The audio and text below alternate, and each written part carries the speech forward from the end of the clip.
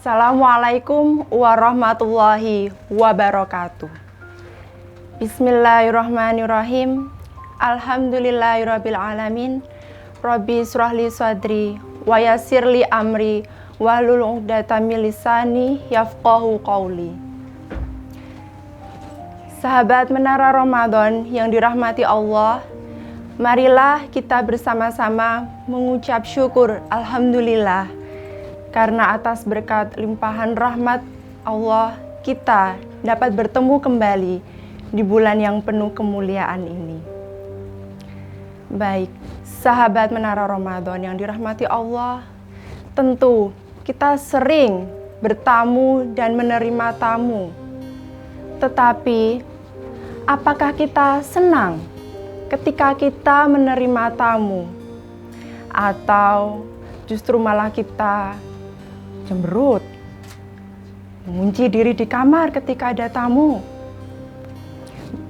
Islam adalah agama yang mulia, dan Islam mengajarkan kita untuk memuliakan tamu. Sebagaimana Rasulullah SAW bersabda, "Man kana yu'minu billahi wal yaumil akhir falyukrim dha'ifahu." Barang siapa beriman kepada Allah dan hari akhir, hendaklah ia memuliakan tamu. Di sini jelas bahwa beriman kepada Allah dan hari akhir dikaitkan dengan memuliakan tamu.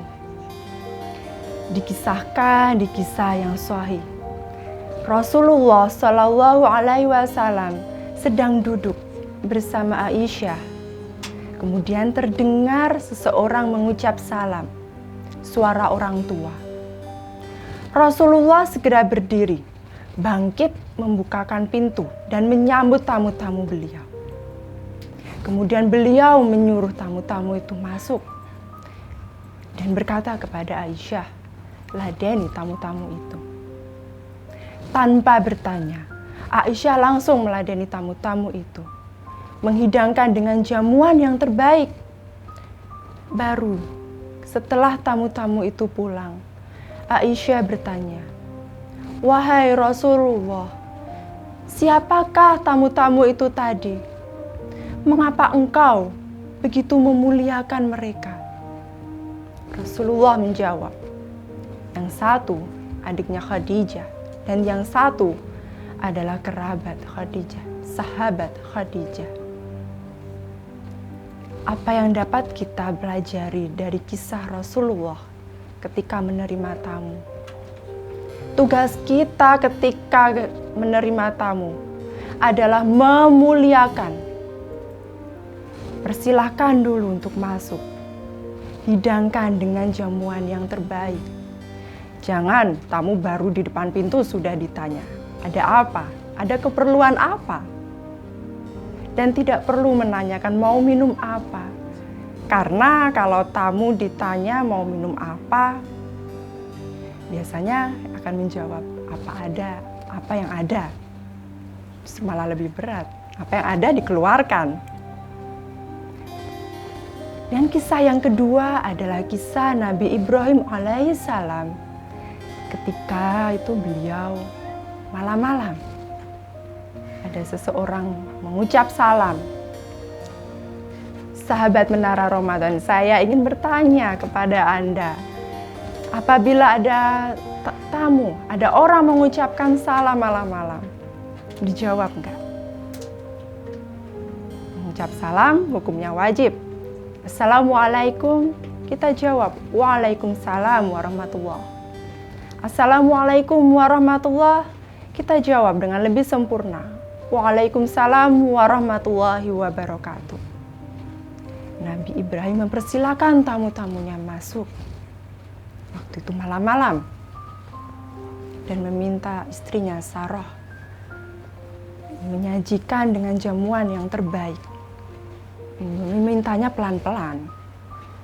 Ya, nggak perlu berteriak-teriak, buatin minum ya. Ya, pelan-pelan. Sarah menyiapkan makanan yang terbaik. Ternyata tamu-tamu itu adalah malaikat yang menyamar. Tujuan utamanya sebetulnya mau ke tempat Nabi Lut. Dan beliau mampir di rumah Nabi Ibrahim alaihissalam. Dan karena kemuliaan akhlak dari Nabi Ibrahim, Allah memberikan kabar bahwa istrinya Sarah yang divonis secara medis tidak dapat melahirkan keturunan akan mengandung dan melahirkan keturunan. Kita bisa ambil hikmah bagaimana Allah memberikan jawaban atas doa beliau melalui amalan yang sulit untuk dilakukan. Sehingga jika kita ingin mendapatkan jawaban dari doa yang menurut orang itu sulit atau mustahil untuk terkabul, maka kita lakukan amalan yang menurut orang lain pun sulit. Sahabat Menara Ramadan, dari kisah Rasulullah dan Nabi Ibrahim, kita dapat belajar betapa mulianya Islam mengajarkan untuk memuliakan tamu. Namun, apa bedanya kita sebagai orang yang beriman dengan orang yang tidak beriman dalam memuliakan tamu? Kita, orang beriman, membuatkan minuman ketika ada tamu. Orang yang tidak beriman juga sama. Bahkan mereka menyajikan makanan yang lebih banyak. Coba kita tanyakan kepada diri kita sendiri. Apakah kita membuatkan minuman karena ada tamu? Atau kita membuatkan minuman agar kelak ketika kita bertamu di rumah orang tersebut, kita juga akan disajikan minuman yang sama, diperlakukan dengan yang baik atau mungkin lebih baik. Kalau karena itu namanya belum ihsan. Kita sebagai orang beriman memuliakan tamu itu karena Allah yang memerintahkan. Ada nilai keimanan di hati kita. Baik, sahabat Menara Ramadan yang dirahmati Allah. Kalau tadi memuliakan tamu, bagaimana dengan adab ketika kita bertamu? Yang pertama, niatkan bertamu karena Allah. Yang kedua, datang di waktu yang tepat. Jangan datang terlalu malam atau terlalu pagi. Bertamu sebelum subuh itu mengganggu. Yang ketiga, jangan melakukan maksiat ketika bertamu. Bertamu duduk berlama-lama ngerumpi, ngegosip. Ya.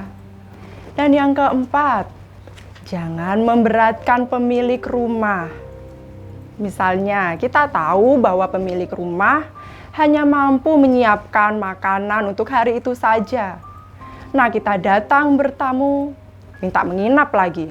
Nah, ya. Jadi, jangan memberatkan tamu. Baik, sahabat Menara Ramadan yang dirahmati Allah.